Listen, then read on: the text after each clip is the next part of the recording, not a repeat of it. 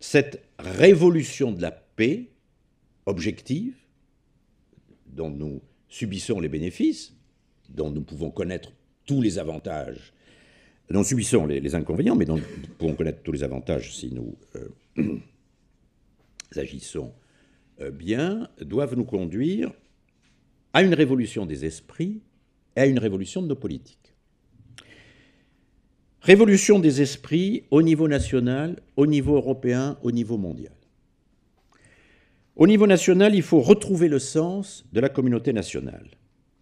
Nous n'avons plus d'ennemis extérieurs, ne nous cherchons pas un ennemi intérieur. Et c'est la tentation à laquelle beaucoup succombent dans tous nos pays. Dans des partis extrémistes, de droite au nord de l'Europe, plutôt de gauche au sud de l'Europe, et la France est en milieu, à la fois à droite et à gauche. Mais également, malheureusement, parmi les porte-paroles des partis de gouvernement. Et c'est la raison d'ailleurs pour laquelle j'ai claqué la porte du parti auquel j'appartenais jusqu'à une période récente, parce que je n'ai pas supporté la réapparition de ce discours de haine. Donc, pas d'ennemis intérieurs, ni les réfugiés, ni les Roms, ni les Polonais plombiers ou pas, ni les musulmans, ni les banquiers. Il y a eu des attaques à certains moments contre des banquiers dont on rappelait à l'envi le nom d'origine juive. Ça se passait en France il y a quelques années, mais comme c'était un homme politique de gauche, de très très à gauche, on ne l'a pas trop remarqué. Ni les homosexuels, ni les homophobes, ni qui que ce soit. Pas d'ennemis, ni à l'extérieur, ni à l'intérieur. Ne compensons pas. Remplaçons l'ennemi par le projet. Faute de s'unir, heureusement, contre un ennemi, bâtissons ensemble un projet national. Nous sommes tous en panne d'un projet national. Et l'Europe avance lentement, la famille européenne avance lentement, parce que chacun de ses membres ne sait pas ce qu'il veut pour lui-même. Et à partir du moment où chacun des membres de la famille est dans le doute, la famille ne se porte pas bien. Et le premier problème de la famille, il n'est pas au niveau familial.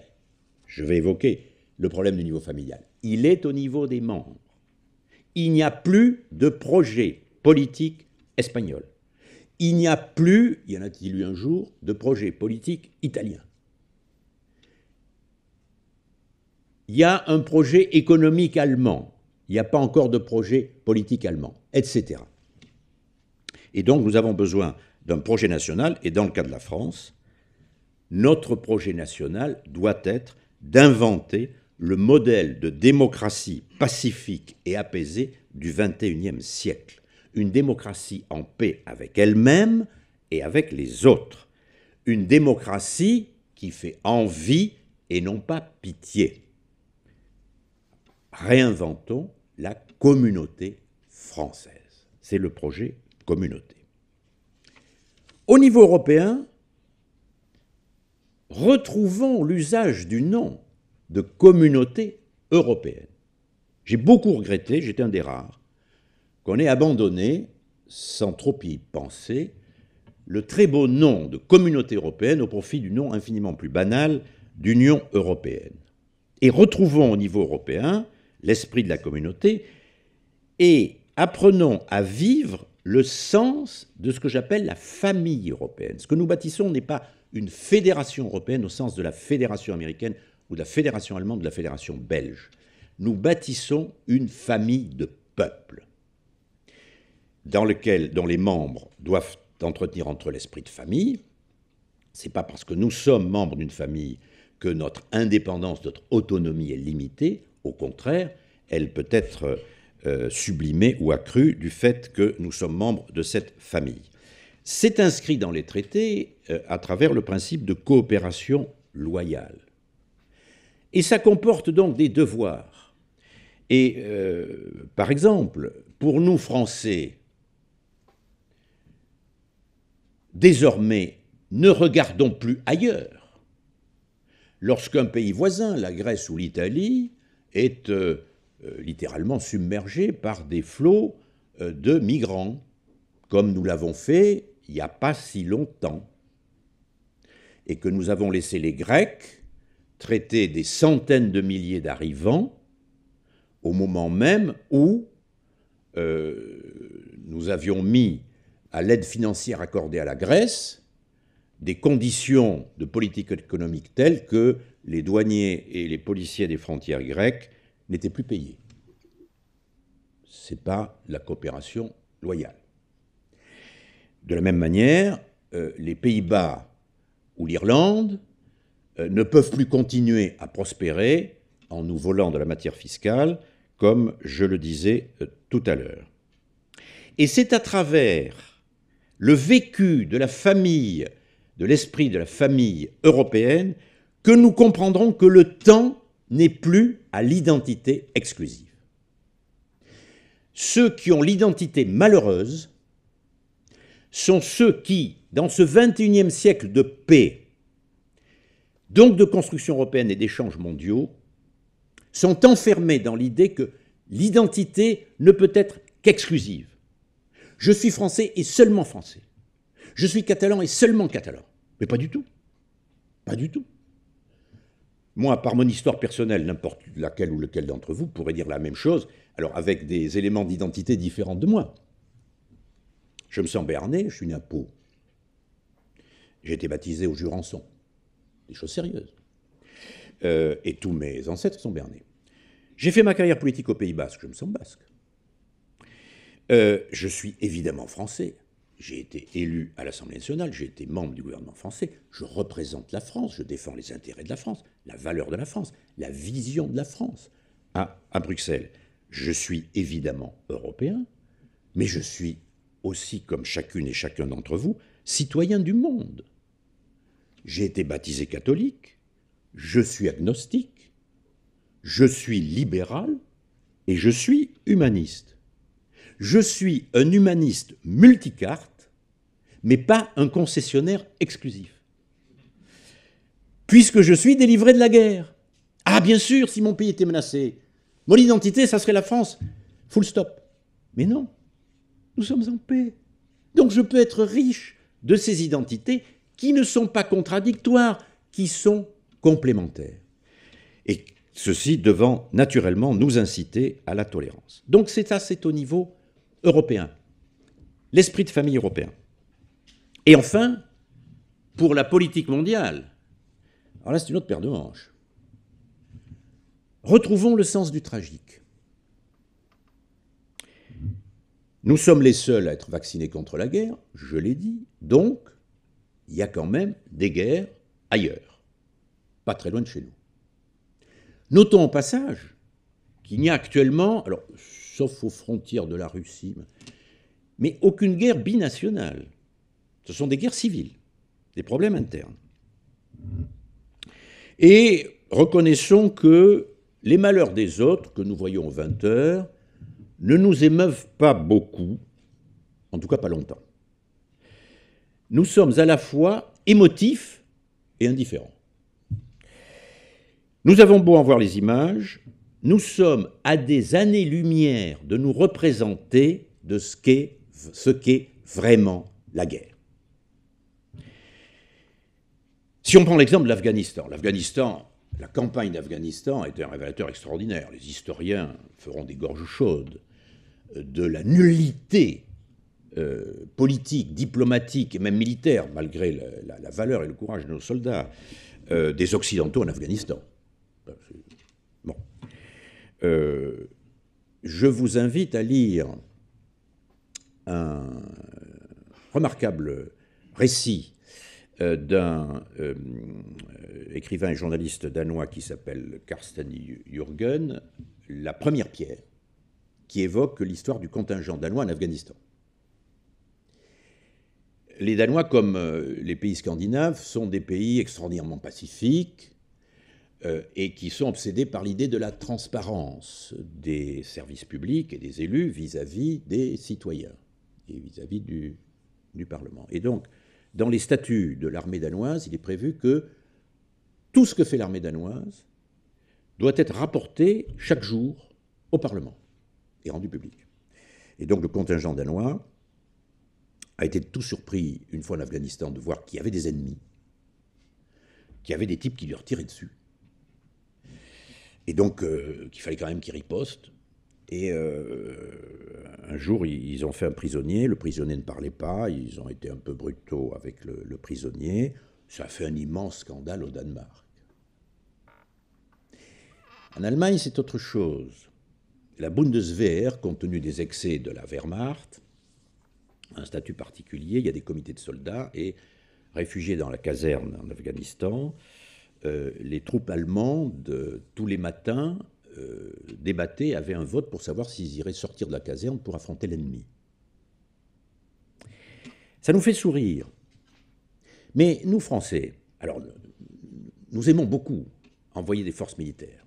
Et je rends hommage au courage et à l'habileté professionnelle, le sens de l'intérêt général et du sacrifice de nos soldats. Mais notre société n'est absolument pas prête à admettre une véritable guerre. Et la preuve, toujours en Afghanistan, quand il y a eu le même jour, dans une embuscade, 10 morts français dans la vallée de la Kapisa, le président de la République de l'époque a annoncé triomphalement qu'il rapatriait tout le contingent français. Et ça a été perçu comme une victoire de la France. Nous ne nous commettrons plus dans ces histoires. Nous allons protéger nos soldats. 10 morts. Évidemment, c'est 10 morts de trop. Évidemment, ce sont des héros. Évidemment, je crains de n'avoir été incapable d'avoir eu le courage qu'ils ont eu. Sauf que nous sommes en 2018. Nous allons commémorer le 100e anniversaire de la guerre de 14-18. Entre août 14 et novembre 1918, il y a eu, non pas 10 000 morts par jour. 10 000 morts par jour sur l'ensemble des fronts. Lors de la dernière guerre mondiale, la Wehrmacht a perdu 1 million d'hommes dans les 3 derniers mois de la guerre. C'est ça la guerre. Et toutes les villes allemandes ont été rasées. Or, quand je dis retrouver le sens du tragique, je veux dire par là, il ne s'agit pas pour nous de dire « Ouh là là, on est en paix entre nous, on va se préparer à faire la guerre aux autres ». Non. Mais nous avons absolument besoin de nous doter de moyens militaires et d'un esprit civique nécessaire pour que nous ayons les moyens de repousser les menaces de caractère militaire qui ne pèsent pas directement sur nous aujourd'hui, mais qui pourraient le faire demain. Et par exemple, nous, Français, nous considérons que plus aucun pays ne nous menace, mais si vous êtes en Estonie ou en Lettonie et que vous voyez agir le président Poutine, vous n'avez pas du tout le même sentiment. Surtout quand vous entendez que le président des États-Unis considère que la défense de l'Europe, c'est plus une priorité stratégique pour lui. Et donc nous avons besoin de mettre en place un outil militaire, mais également de nous armer, si je puis dire, psychologiquement, pour être prêts, au pire, en effet, à faire une vraie guerre, et pas simplement poursuivre des types dans des dunes sahariennes qui sont armés uniquement de mitrailleuses et qui circulent dans des pick-up. Faire une vraie guerre. Hein. Et si vis pacem parabellum, dans l'espoir évidemment que ces moyens permettront de dissuader tous ceux qui voudraient recourir à ces moyens contre nous. Enfin, il y a des révolutions à faire donc dans nos esprits, et il y a des révolutions à faire aussi dans nos politiques. Là, je donnerai un certain nombre d'exemples, et aussi, pardon, là encore, de paraître un petit peu décoiffant, éventuellement.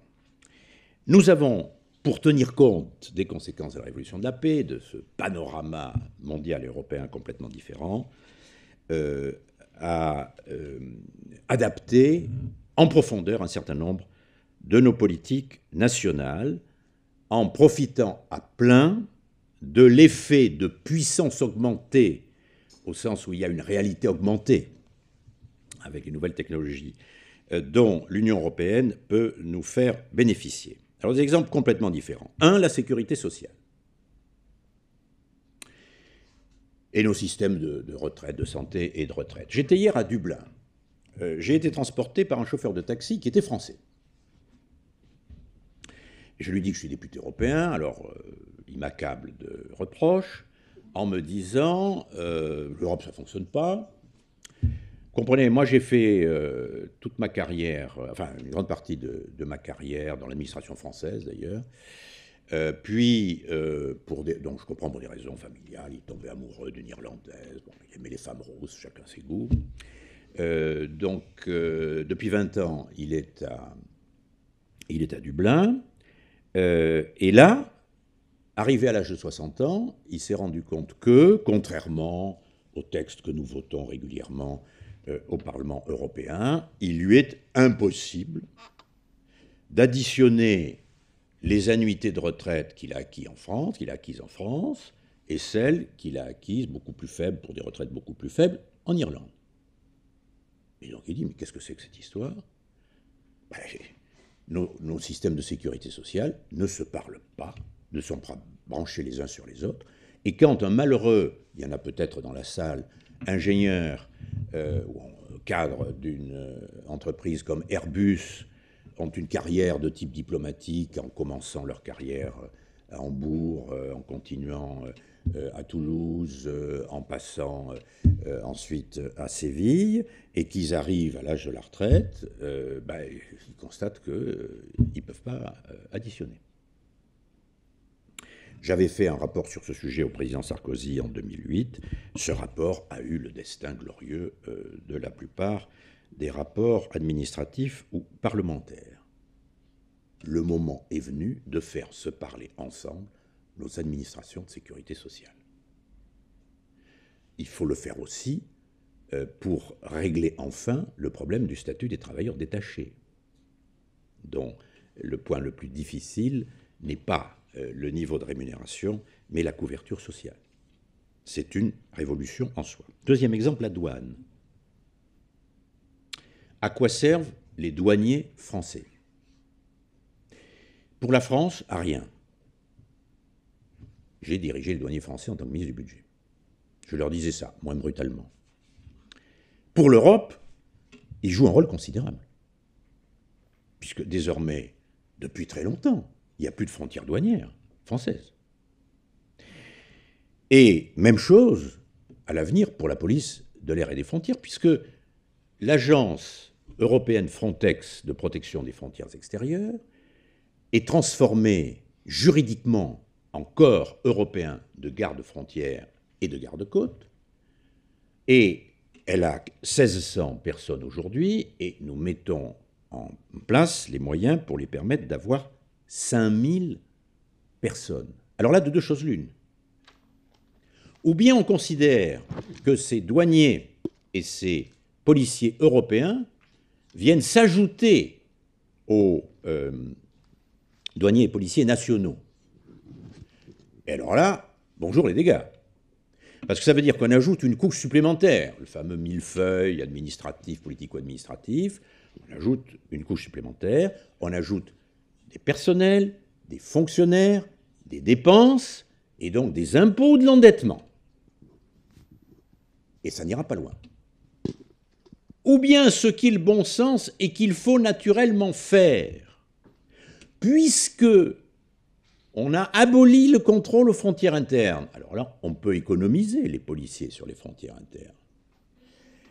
Et que par contre, on veut défendre véritablement les frontières extérieures. À ce moment-là, nous transférons à l'Union européenne nos personnels nationaux, plus de douaniers français, douaniers de statut européen, plus de policiers français, policiers européens. Et à ce moment-là, nous pouvons apporter la preuve aux citoyens européens que, grâce à l'action européenne, ils sont mieux protégés pour un coût au pire équivalent, au mieux moindre, parce qu'on pourra faire des économies d'échelle, qu'ils l'étaient dans un système purement national.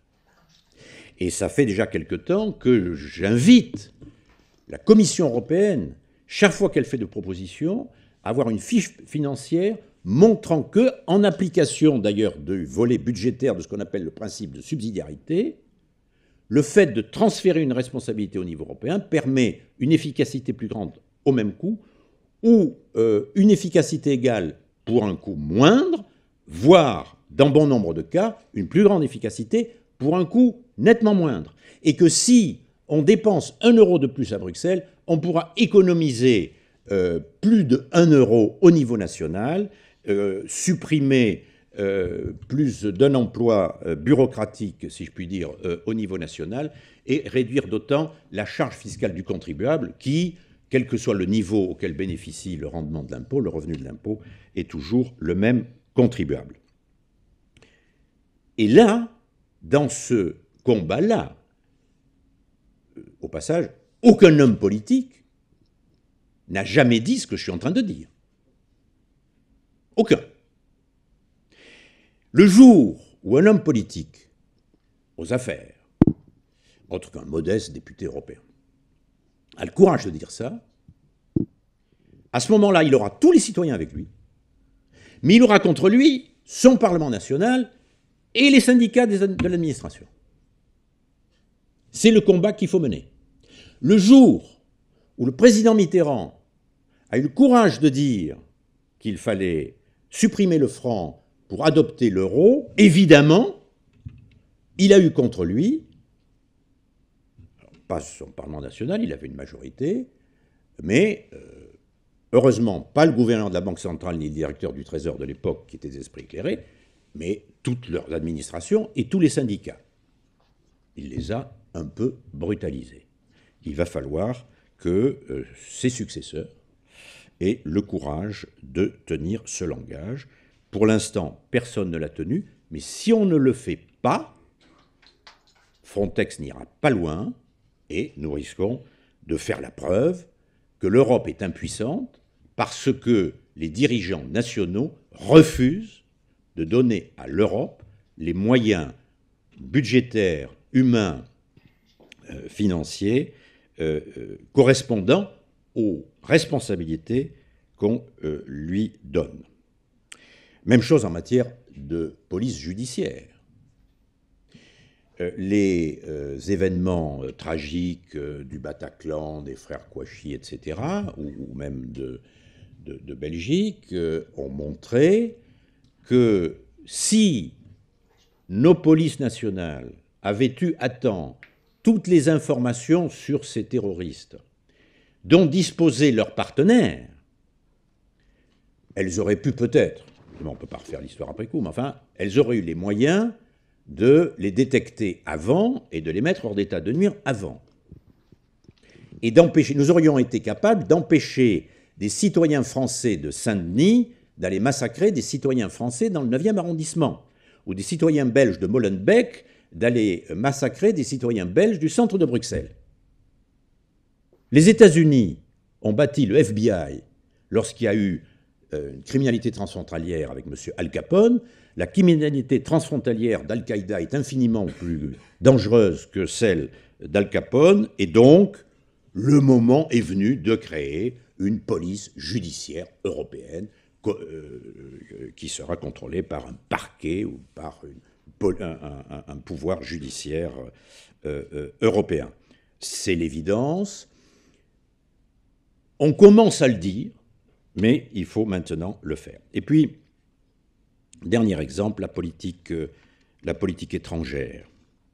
La politique étrangère doit être adaptée à ce monde à la fois en paix et comportant de nouveaux dangers, dans son contenu et dans sa méthode. Dans son contenu, sur les 20 années qui viennent, le problème majeur de nos relations extérieures, ce n'est pas simplement la diplomatie classique, la politique étrangère classique que nous aurons à affronter, c'est la pression migratoire. Compte tenu de la situation économique et démographique de l'Afrique, des pays comme l'Ouganda, le Kenya, la Tanzanie, qui ont 40 à 45 millions d'habitants chacun, l'Éthiopie, qui a près de 100 millions d'habitants, vont voir cette population tripler en 20 ans. Imaginez la France passer de 60 millions, un peu plus, on est à 67, à 200 millions en 20 ans. Ces pays vont connaître des soubresauts invraisemblables. Plus Internet, plus les iPhones. Vous savez que les Africains ont un taux d'équipement à cet instrument aussi élevé que nous. Hein, vous savez qu'en pays Maasai, au Kenya, les transactions sur les marchés de brousse se font avec les iPhones. Bon. Et donc, ils voient notre mode de vie. Ils vivent le leur. Et donc, évidemment, ils veulent venir chez nous. Comment on fait? Ça va être le grand problème de notre siècle, de relations extérieures. Parce que du coup, c'est pour nous un extraordinaire défi, avec les conséquences, angoisse identitaire que j'évoquais tout à l'heure, et en même temps, l'Afrique, c'est la jeunesse du monde. Et donc, si nous savons coopérer avec l'Afrique, alors à ce moment-là, ça sera pour nous un atout formidable pour nos relations, la concurrence pacifique, mais tout de même rude, avec les autres puissances émergentes, l'Asie et l'autre. Et je terminerai par cette comparaison familiale sur les relations Europe-Afrique. Quand mon père est né, ça remonte à un peu plus d'un siècle, un être humain sur 5 était européen. Un être humain sur 20 était africain. Et selon les mœurs de l'époque, l'Europe a colonisé l'Afrique, qui était totalement sous-peuplée. Quand mon fils est né, aura mon âge, un être humain sur 5 sera africain, un être humain sur 20 sera européen. Quelles seront les mœurs de l'époque? Il dépend de nous que les mœurs de l'époque ne soient plus celles du début du XXe siècle, ne soient pas celles que met en avant en ce moment même à Davos le président des États-Unis, c'est-à-dire la loi de la jungle. Je suis plus fort, je vous emmerde. Pardon, mesdames, je suis gascon, je me permets. Mais que ces mœurs reposent sur les valeurs fondamentales sur lesquelles nous avons bâti après la guerre les organisations internationales, qui étaient des valeurs nées en Europe, nées en Occident, mais qui sont des valeurs universelles, de la charte de l'ONU sur les relations internationales, de la charte des droits fondamentaux des personnes humaines en ce qui concerne les droits de l'homme. Et ça, il est encore temps de le faire. Mais nous ne pouvons évidemment pas le faire uniquement en franco-français. Ça doit être l'objectif premier, avec le traitement migratoire, de la politique extérieure de l'Union européenne. Il dépend de nous, à travers l'Europe, puissance augmentée, de revenir autour de la table où se bâtit le XXIe siècle, où plus aucun Européen ne figure, ni les Anglais, ni les Français, ni les Allemands, où nous devons revenir ensemble pour faire en sorte que ce siècle se bâtisse sur nos valeurs européennes, sur les valeurs universelles dont nous avons tous besoin. Merci.